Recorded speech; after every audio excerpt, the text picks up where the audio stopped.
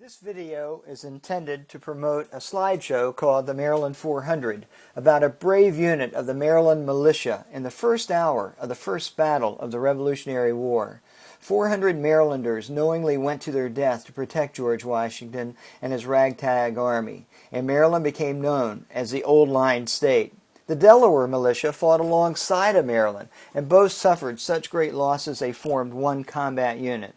On July 4th, 1776, the founders signed the Declaration of Independence, and from that moment they were traitors.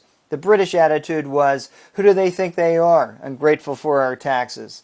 The first battle took place in what we know as New York City, approximately 6 weeks after the signing, and the British sent a huge army, the best soldiers in the world, and the largest armada until D-Day in World War II. 2 or 3 ships arrived every day, and the British trained across the harbor in full psychological view of the militia hunkered down in Manhattan. Huge warships sailed up and down the Hudson, firing point blank at Washington's militia.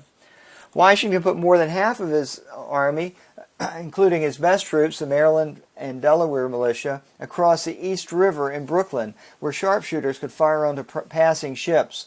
Washington expected the British to attack on Long Island, and they did. They outflanked Washington, and the inexperienced militia that had just arrived surrendered, exposing Washington to defeat.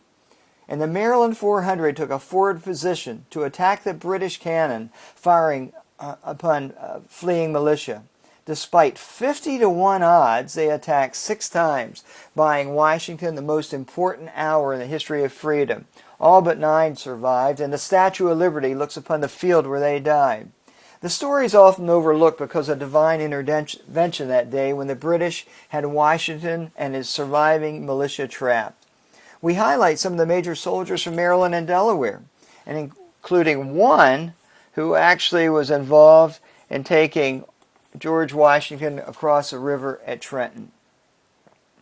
Only 1 out of 5 Marylanders were standing after 6 months, but their heroic efforts spread across the colony and recruitment soared.